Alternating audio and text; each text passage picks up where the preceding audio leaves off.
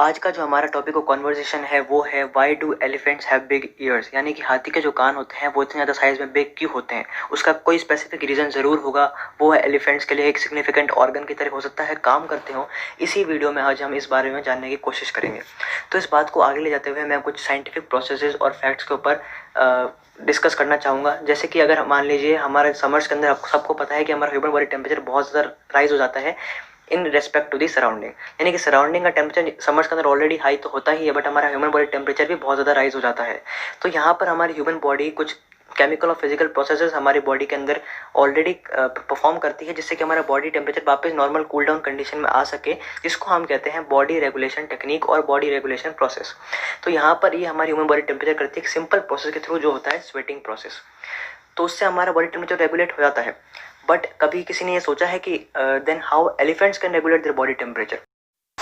तो इसका आंसर जानने से पहले हम ये समझ लेते हैं कि elephants are big in size. ये सबको पता ही है, मतलब they release a lot of body heat. तो यहाँ पर वापस से क्वेश्चन अराइज होता है how do they regulate the body temperature. तो उसका सिंपल सा आंसर है, जिसके ऊपर हमारी आज पूरी वीडियो चल रही है अभी तक, वो है elephants big and floppy years. अब यहाँ पर सब लोग सोच रहे होंगे कि एलिफेंट के कान यानी कि एलिफेंट के बिग ईयर्स उसको बॉडी टेम्परेचर रेगुलेट करने में कैसे हेल्प करते हैं। इसको समझने के लिए हम अगर एलिफेंट के ईयर को करीब से यानी कि नज़दीक से देखेंगे, so if you see inside of the ear of elephant we will find a web of tiny blood vessels.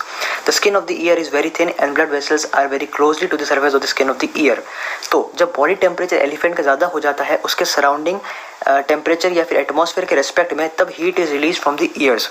तो एक तरह से ये वैसो डायलेशन वाला प्रोसेस है, जिसमें ब्लड वेसल्स जो टाइनी ब्लड वेसल्स प्रेजेंट है एलिफेंट के ईयर में, डायलेट यानी कि ब्लड वेसल वाइडेंस यानी कि वाइडेंस ओपन यानी कि थोड़ी सरफेस एरिया में चौड़ी हो जाएंगी, वाइडन हो जाएंगी यानी कि विड्थ में चौड़ी हो जाएंगी, जो अलाउ करेंगी ब्लड को इजीली फ्लो होने से आर्टरीज और वेन्स के थ्रू।